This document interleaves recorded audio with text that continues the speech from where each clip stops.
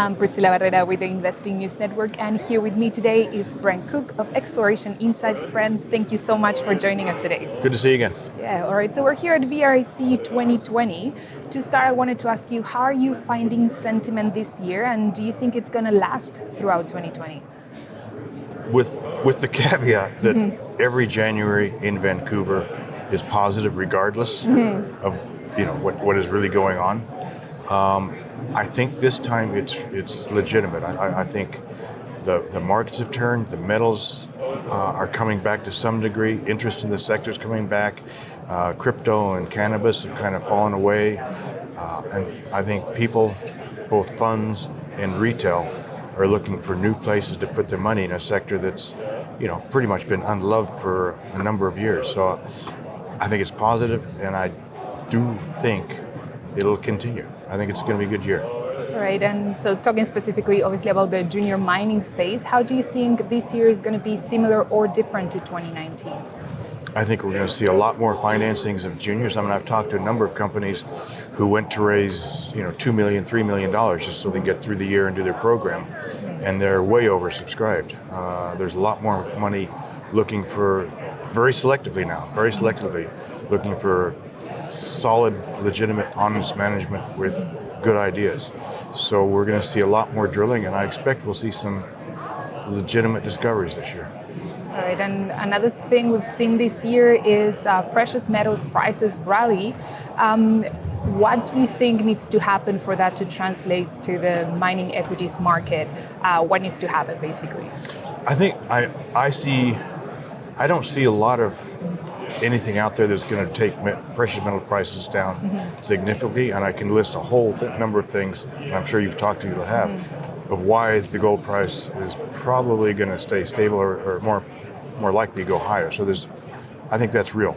I just think it takes time for people that aren't familiar with this sector to recognize what's going on. And I think over the year, we'll start to see more generalist funds start looking at the sector. We'll see money come back into some of the precious metal funds that have been draining out for years.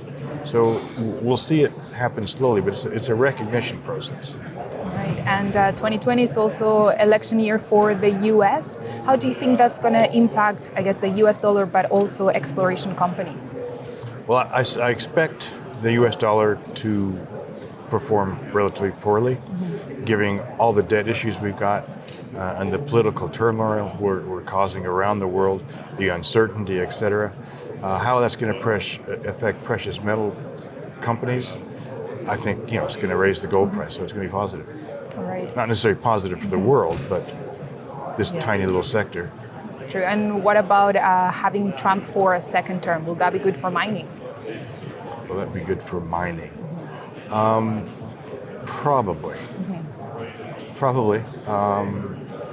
I expect we're going to see the major markets roll over, regardless of who gets elected. In my opinion, just because it'll help our sector some, maybe.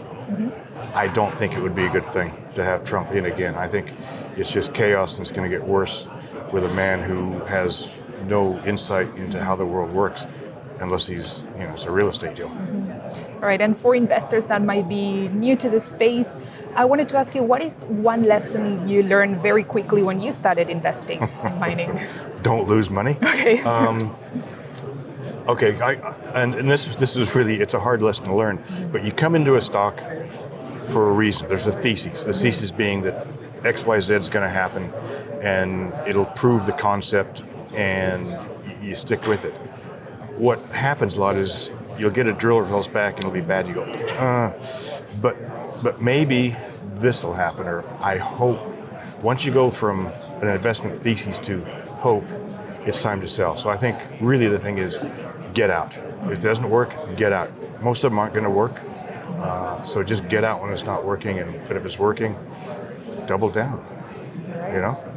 And so, what are your top stocks for this year, or companies you're watching right now? Well, I mean, there's Joe Mazumdar's, now writing the letter.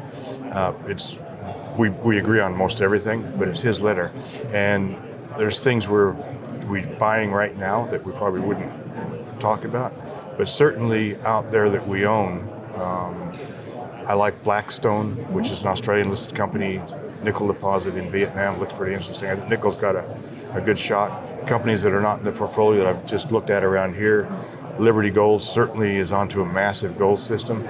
Not necessarily a cheap company, but it's real. I like that one. Hannon Minerals with a new copper play in Peru. Those are the sorts of things we're looking at. All right, Brent, thank you so much for joining us today. You're welcome. Once again, I'm Priscilla Barrera with the Investing News Network, and here with me today is Brent Cook of Exploration Insights.